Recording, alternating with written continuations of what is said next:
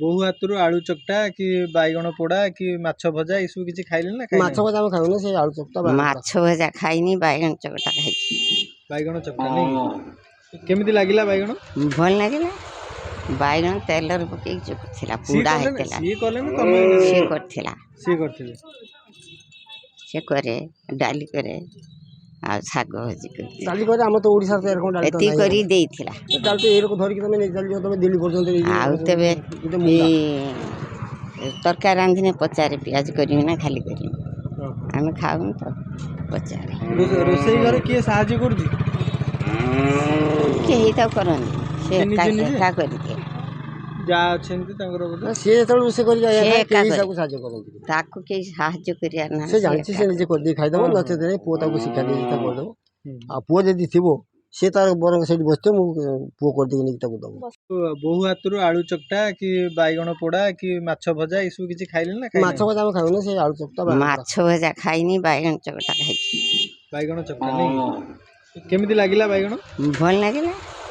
ବାଇଗଣ ତେଲରେ ପକେଇକି ଚକୁଥିଲା, ସିଏ ପୋଡ଼ା କଲେ ନା ହେଇଥିଲା। ସିଏ କଲେ ନା ତମେ ସିଏ କରିଥିଲା। ସିଏ କରିଥିଲେ? ସେ କରେ, ଡାଲି କରେ, ଆଉ ଶାଗ ଭାଜି କରିଥିଲା। ଡାଲି କରି ଆମର ତ ଓଡ଼ିଶାରେ ତ ଏରକମ ଡାଲି ତ ଏତିକି ନାହିଁ। କରି ଦେଇଥିଲା। ଡାଲି ତ ଏରକମ ଧରିକି ତମେ ଚାଲିଯିବ, ତମେ ଦିଲ୍ଲୀ ପର୍ଯ୍ୟନ୍ତ ନେଇଯିବ। ଆଉ ତେବେ ଗୋଟେ ମୁଣ୍ଡା।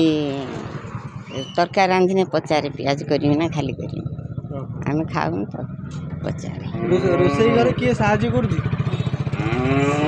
କେହି ତ କରନ୍ତି, ସେ ସେ ନିଜେ ନିଜେ? ଏକା କରିଦିଏ। ଯାହା ଅଛନ୍ତି ତାଙ୍କର ବୋଧେ? ନା, ସିଏ ଯେତେବେଳେ ରୋଷେଇ କରିକି ସେ ଆଇଲା ଏକା କେହି କରେ। ତାକୁ ସାହାଯ୍ୟ କରନ୍ତି। ତାକୁ କେହି ସାହାଯ୍ୟ କରିବାର ନାହିଁ। ସେ ଜାଣିଛି, ସେ ନିଜେ କରିଦେଇ ଖାଇଦବ। ହଁ, ନଚେତ ନାଇଁ, ପୁଅ ତାକୁ ଶିକ୍ଷା ଦେଇଛି, ତାକୁ କରିଦବ। ହୁଁ। ଆଉ ପୁଅ ଯଦି ଥିବ, ସେ ତାର ବରଂ ସେଇଠି ବସିଥିବ, ମୁଁ ପୁଅ କରିଦେଇକି ନେଇକି ତାକୁ ଦବ। ବୋହୂ ହାତରୁ ଆଳୁ ଚକଟା କି ବାଇଗଣ ପୋଡ଼ା କି ମାଛ ଭଜା ଏସବୁ କିଛି ଖାଇଲେଣି ନା ମାଛ ଖାଇନାହାନ୍ତି? ଭଜା ଆମେ ଖାଉନୁ, ସେଇ ଆଳୁ ଚକଟା ବାଇଗଣ ପୋଡ଼ା। ମାଛ ଭଜା ଖାଇନି, ବାଇଗଣ ଚକଟା ଖାଇଛି। ବାଇଗଣ ଚକଟା ନାଇଁ? କେମିତି ଲାଗିଲା ବାଇଗଣ? ଭଲ ଲାଗିଲା। ବାଇଗଣ ତେଲରେ ପକେଇକି ଚକୁଥିଲା, ସିଏ ପୋଡ଼ା କଲେ ନା ହେଇଥିଲା। ସିଏ କଲେ ନା ତମେ ସିଏ କରିଥିଲା। ସିଏ କରିଥିଲେ? ସେ କରେ, ଡାଲି କରେ, ଆଉ ଶାଗ ଭାଜି କରିଥିଲା। ଡାଲି କରି ଆମର ତ ଓଡ଼ିଶାରେ ତ ଏରକମ ଡାଲି ତ ଏତିକି ନାହିଁ। କରି ଦେଇଥିଲା। ଡାଲି ତ ଏରକମ ଧରିକି ତମେ ଚାଲିଯିବ, ତମେ ଦିଲ୍ଲୀ ପର୍ଯ୍ୟନ୍ତ ନେଇଯିବ। ଆଉ ତେବେ ଗୋଟେ ମୁଣ୍ଡା। ତରକାରୀ ରାନ୍ଧିନେ ପଚାରେ ପିଆଜ କରିବି ନା ଖାଲି କରିବି। ଓହୋ। ଆମେ ଖାଉନୁ ତ ପଚାରେ।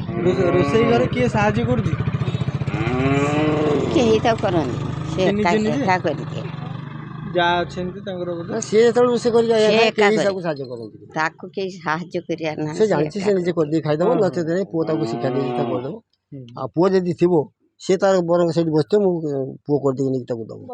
ବୋହୂ ହାତରୁ ଆଳୁ ଚକଟା କି ବାଇଗଣ ପୋଡ଼ା କି ମାଛ ଭଜା ଏସବୁ କିଛି ଖାଇଲେଣି ନା ମାଛ ଖାଇନାହାନ୍ତି? ଭଜା ଆମେ ଖାଉନୁ, ସେଇ ଆଳୁ ଚକଟା ବାଇଗଣ ପୋଡ଼ା। ମାଛ ଭଜା ଖାଇନି, ବାଇଗଣ ଚକଟା ଖାଇଛି।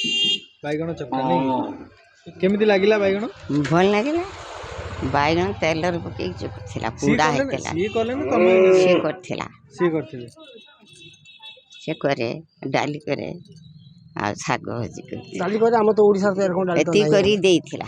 ଡାଲି ତ ଏରକମ ଧରିକି ତମେ ଚାଲିଯିବ, ତମେ ଦିଲ୍ଲୀ ପର୍ଯ୍ୟନ୍ତ ନେଇଯିବ। ଆଉ ତେବେ ଗୋଟେ ମୁଣ୍ଡା। ତରକାରୀ ରାନ୍ଧିନେ ପଚାରେ ପିଆଜ କରିବି ନା ଖାଲି କରିବି। ଓହୋ। ଆମେ ଖାଉନୁ ତ ପଚାରେ। ରୋଷେଇ ଘରେ କିଏ ସାହାଯ୍ୟ କରୁଛି? କେହି ତ କରନ୍ତି, ସେ ସେ ନିଜେ ନିଜେ? ଏକା କରିଦିଏ। ଯାହା ଅଛନ୍ତି ତାଙ୍କର ବୋଧେ? ନା, ସିଏ ଯେତେବେଳେ ରୋଷେଇ କରିକି ସେ ଆଇଲା ଏକା କେହି କରେ। ତାକୁ ସାହାଯ୍ୟ କରନ୍ତି। ତାକୁ କେହି ସାହାଯ୍ୟ କରିବାର ନାହିଁ। ସେ ଜାଣିଛି, ସେ ନିଜେ କରିଦେଇ ଖାଇଦବ। ହଁ, ନଚେତ ନାଇଁ, ପୁଅ ତାକୁ ଶିକ୍ଷା ଦେଇଛି, ତାକୁ କରିଦବ।